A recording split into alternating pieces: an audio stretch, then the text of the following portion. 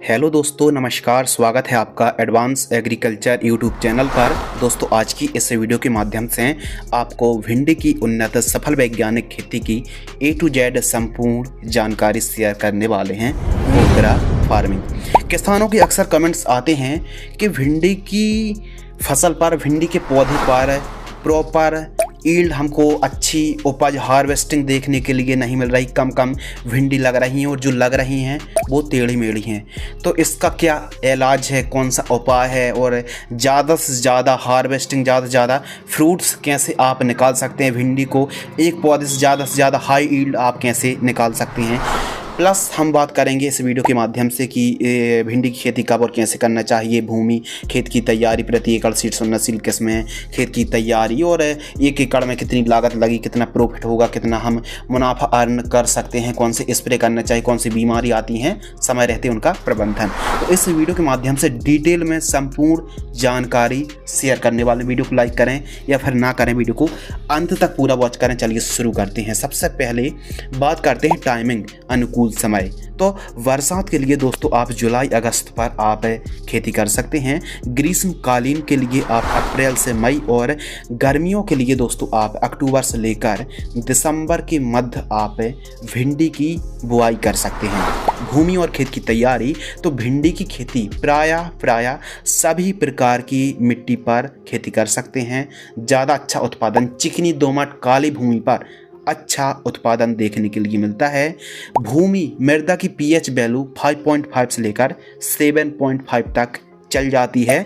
खेत की तैयारी 1 से 2 बार आपको कल्टीवेटर से ठीक तरीके से प्लोइंग कराना है और हैरो की मदद से दोस्तों आपको मिट्टी को एकदम भुरभुरी करा लेना है। पाटा लगाकर खेत को एकदम समतल करा लेना। उत्तम जल निकास का प्रबंध होना बहुत ज़रूरी है और खेत के चारों साइड साफ सफाई भी होना बहुत ही ज़रूरी है दोस्तों।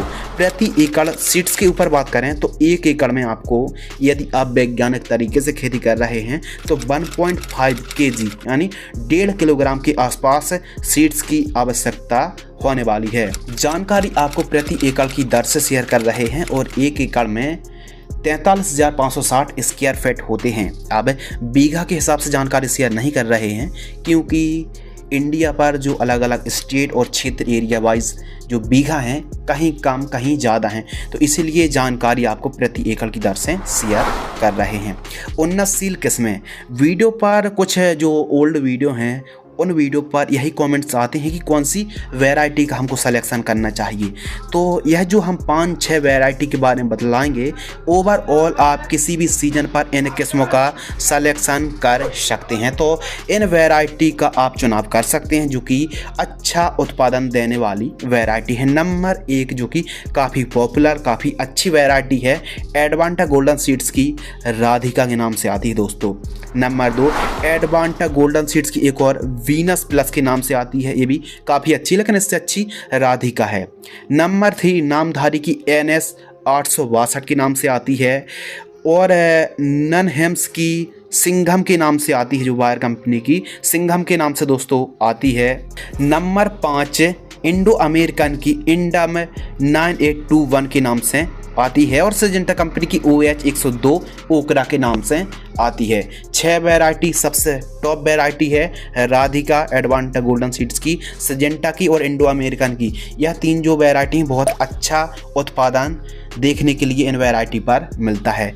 अब वेड तैयार, देखिए भिंडी की खेती आप भाई परंपरागत तरीके से खेती करते हैं, आप इस साल या फिर इस बार आप वेड विधि से खेती करिए और वेड बनाकर यदि आप भिंडी की खेती करते हैं दोस्तों, तो जो जड़ों का विकास है वो बहुत अच्छा होने वाला है और पौधे पर एक बहुत ही अच्छी वनस्पतिक बढ़वार यानी वेजिटेटिव बढ़वार देखने के लिए मिलती है।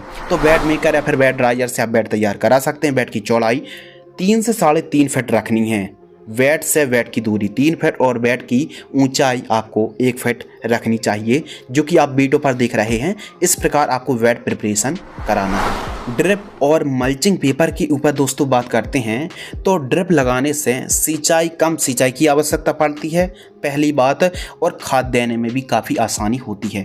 तो ड्रिप एरीगेशन 16 mm आप इनलाइन ड्रिप को बिछवा सकते हैं। और मल्चिंग पेपर जिससे खरपतवार ना उगें, कम सिंचाई की आवश्यकता पड़े और वीड बहुत कंट्रोल सिस्टमिक फसल देखने के लिए मिले तो 25 से 30 माइक्रोन का मल्चिंग पेपर आप लगा सकते हैं। 25 माइक्रोन मल्चिंग पेपर काफ़ी उचित है। तो इस प्रकार आपको दोस्तों इस समझ सकते हैं कि आप यदि एक बेड पर 3 से 4 लाइनों पर आप बुआई कर रहे हैं तो 2 ड्रिप को आप बिछा सकते हैं, यानी सिंगल बेड पर डबल लाइन पर ड्रिप बिछानी है। बेसल डोज के ऊपर बात करें कि जब बेड तैयार कर रहे हों तो कौन कौन सी खाद, कौन कौन से न्यूट्रिएंट, पोषक तत्वों की पूर्ति करना चाहिए जिससे जो बढ़वार है वो काफ़ी अच्छी हो।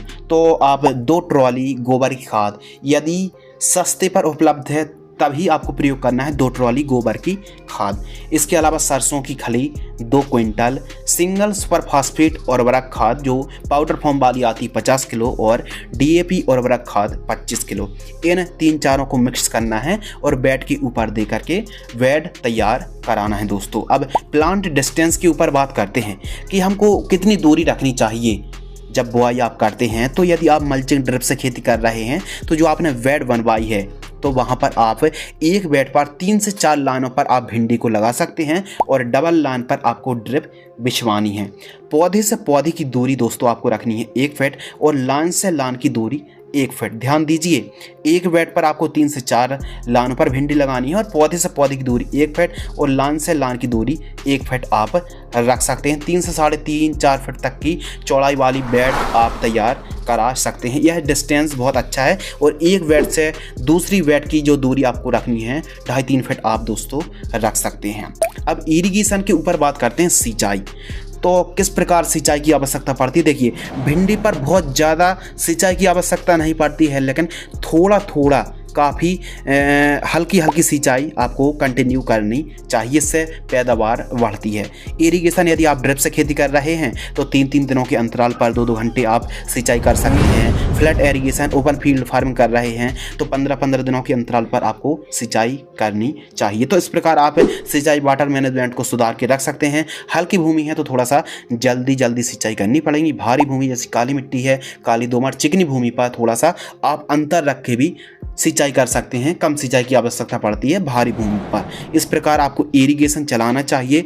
बीट कंट्रोल के ऊपर बात करें, खरपतवार की रोकथाम, तो सबसे बढ़िया जो ऑप्शन है निराई गुड़ाई। पहली जो निराई गुड़ाई है, फर्स्ट निराई गुड़ाई 40 से 50 दिन की फसल होती है और सेकंड निराई गुड़ाई 70 से 90 दिन के मध्य आपको सेकंड निराई गुड़ाई करनी चाहिए। जिस प्रकार खरपतवार उगते जाते हैं उस प्रकार आपको कंटिन्यू निराई गुड़ाई करनी चाहिए।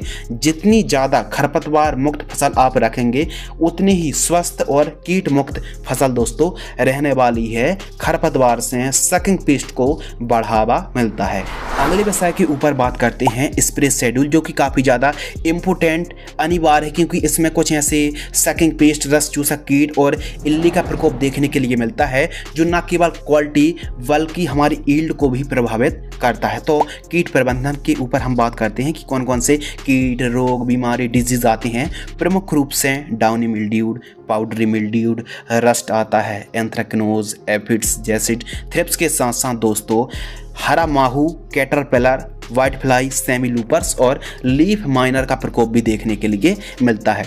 अब बीमारी तो बहुत सारी हमने आपको बतला दी। यदि आप सीजन पर खेती करते हैं तो बहुत कम बीमारी आती हैं, या फिर ऑफ सीजन आप खेती कर रहे हैं तो पीलापन की भी समस्या देखने के लिए मिलेगी। पत्तियों खाने वाली इल्ली और फ्रूट्स को नुकसान, फ्रूट बोरर या फिर बहुत सारी बीमारियों का प्रकोप देखने के लिए मिल सकता है। तो बीमारी तो बहुत आती हैं, इलाज क्या है वो बतलाइए। तो जो स्प्रे है आप ध्यान से सुनिए, समझिए और वीडियो को एंड तक पूरा वॉच करिए। स्प्रे हम 15 लीटर की दर से बतला रहे हैं और जब भी आप स्प्रे कर रहे हैं, बरसात हो या फिर ना हो, सिलिकॉन चिप को मिलाकर ही आपको स्प्रे करना है, जो कि घोल है ठीक तरीके से पत्तों पर चिपक जाए और लॉन्ग लास्टिंग प्रोटेक्शन लंबे समय तक हमको अच्छे उन्नतशील परिणाम देखने के लिए मिले हैं। तो जो फर्स्ट स्प्रे है दोस्तों, जो हम कीटनाशक दवाइयों के बारे में बतला रहे हैं, भिंडी की फसल ओकरा फार्मिंग पर 101% बहुत अच्छा रिजल्ट देने वाली कीटनाशक दवाई हैं और जो फंगीसाइड हैं। तो फर्स्ट जो स्प्रे 25 से 30 दिन की फसल होती है तो यूपीएल कंपनी की लांसर गोल्ड इंसेक्टिसाइड। अब लांसर गोल्ड पर एसीफेट और इमिडाक्लोरप्रिड का कॉम्बिनेशन है, 40 ग्राम लेना है और M45। अब M45 जो फंगीसाइड है दोस्तों, इसे मैंकोजेब 75% जो कि 40 ग्राम लेना है, 15 लीटर पानी में घोल करके आपको स्प्रे कर देना है। सेकंड स्प्रे 45 से 50 दिन के आसपास की फसल होती है तो वायर कंपनी की सोलेमन। अब सोलेमन ही क्यों? क्योंकि जब आपने देखा होगा कि 45-50 दिन की फसल होती है तो इल्ली का प्रकोप भी दोस्तों हो जाता है और हल्की फुल्की फफूंद का। तो वायर कंपनी की सोलेमन में इमीडा प्लस वीटासाइक्लोथ्रिन का कॉम्बिनेशन है, जो कि इल्ली और रस चूसक कीट दोनों को कंट्रोल कर लेगी अकेली कीटनाशक।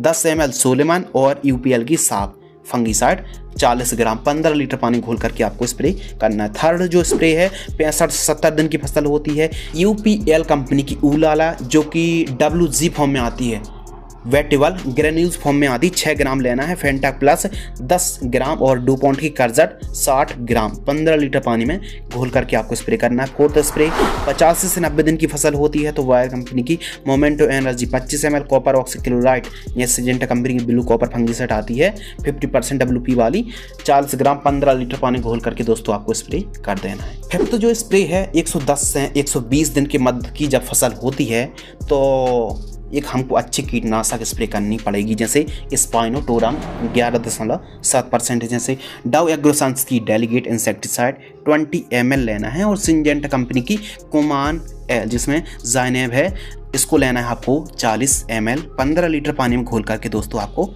स्प्रे कर देना है।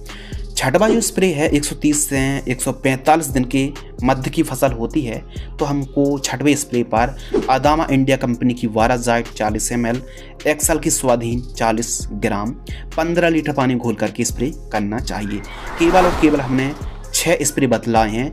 अब जो हमने अंतर बताया है दोस्तों कि 110-120 दिन या फिर 130-145 दिन, इस अंतर को अपनी फसल को ध्यान में रख के यदि कीटों का प्रकोप थोड़ा सा कम है तो अंतर को बढ़ा भी सकते हैं और इन्हीं जो स्प्रे हैं इनको रिपीट भी कर सकते हैं और एक स्प्रे को आप अधिकतम 2 बार ही रिपीट कर सकते हैं।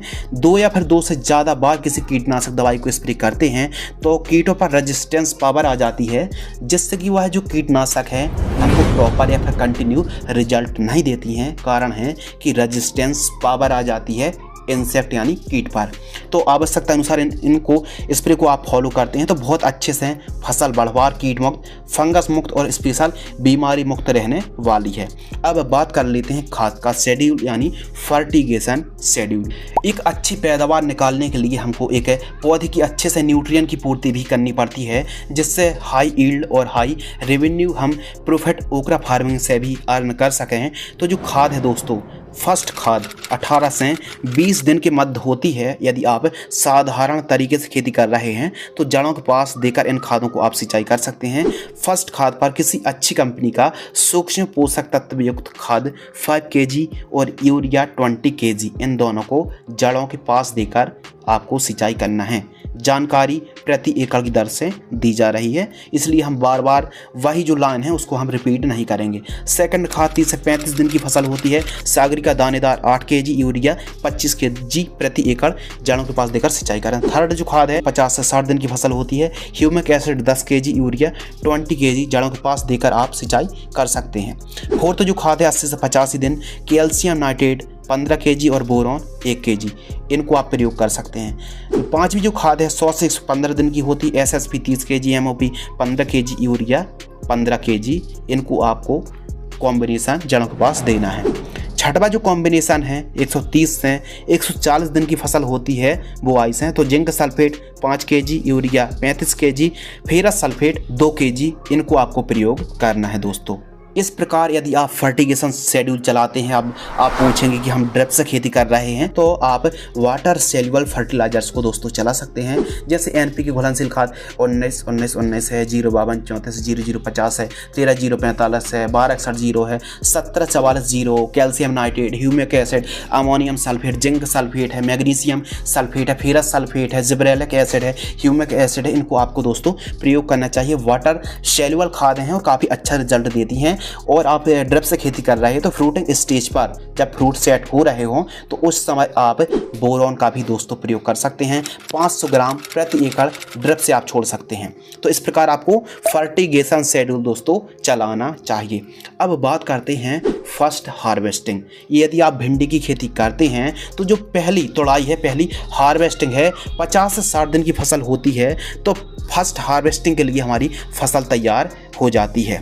उत्पादन के ऊपर बात कर लेते हैं। यदि आप प्रॉपर देखभाल करते हैं तो 1 एकड़ में जो पैदावार है भिंडी की वो लगभग 65 से लेकर 70 क्विंटल 1 एकड़ में ईल्ड देखने के लिए दोस्तों मिलती है। मार्केटिंग रेट तो 15 रुपये से लेकर 45 रुपये मध्य प्रति किलोग्राम का हमको रेट देखने के लिए मिलता है। मार्केटिंग रेट फ्लेक्सिबल रहता है। कभी कभी अंगेती भिंडी की खेती करने से भी 70-80 रुपये प्रति किलोग्राम तक का रेट मिल जाता है। लागत के ऊपर बात करते हैं तो 1 एकड़ में यदि आप भिंडी की खेती करते हैं तो 18,000 रुपये से लेकर 20,000 रुपये के आसपास 1 एकड़ का खर्च आता है। लाइफ साइकिल के ऊपर बात करते हैं। लाइफ साइकिल यानी जीवन चक्र। तो भिंडी का जो जीवन चक्र है, यदि आप वैज्ञानिक तरीके से खेती करते हैं तो बड़े आराम से मिनिमम कम से कम 5 से 6 माह बड़े आराम से दोस्तों चल जाती है। लगभग 180 दिन चल जाती है। और मुनाफा के ऊपर बात करें और साथ ही नेट प्रॉफिट, या हमने 1 एकड़ में खेती करी तो कितना हमको नेट प्रॉफिट होगा, तो 20 रुपये kg का ही हम रेट मान लेते हैं, यानी 2,000 रुपये क्विंटल। और 65 क्विंटल हमारी पैदावार हुई तो यदि हम 2,000 में 65 का इंटू कर देंगे तो 1,30,000 रुपये हमारा मुनाफा आ गया। मुनाफा में से लागत को घटा देंगे, मुनाफा 1,30,000, लागत लगी 20,000। यदि हम 1,30 में 20 घटा देंगे तो 1,10,000 रुपये हमारा नेट प्रॉफिट दोस्तों आ जाएगा। तो इस प्रकार यदि आप भिंडी की खेती करते हैं, क्योंकि इस फसल पर बहुत ज़्यादा लागत लगाने की आवश्यकता नहीं होती है। यदि कीट बीमारी बहुत कम है तो स्प्रे भी बहुत आपको हल्के फुल्के ही लेने पड़ते हैं दोस्तों। और बेसल डोज पर आप खादों को देते हैं तो बहुत ज़्यादा न्यूट्रिएंट या फिर बहुत अच्छी आपकी भूमि है, उपजाऊ भूमि है, तो फिर खाद भी बहुत कम या फिर ना के बराबर प्रयोग करना पड़ता है। तो इस प्रकार कह सकते हैं कि जो भिंडी की फसल है कम लागत वाली फसल है और अच्छा रेवेन्यू देने वाली यह फसल है। तो आप भिंडी की खेती यानी ओकरा फार्मिंग से भी काफ़ी अच्छा प्रॉफिट अर्न कर सकते हैं दोस्तों। उम्मीद करते हैं इस वीडियो से आपको हर बार की तरह एक कुछ नया नॉलेजेबल और इंटरेस्टिंग सीखने के लिए मिला होगा। वीडियो को आपने अंत तक देखा, आपका दिल से बहुत बहुत शुक्रिया, धन्यवाद।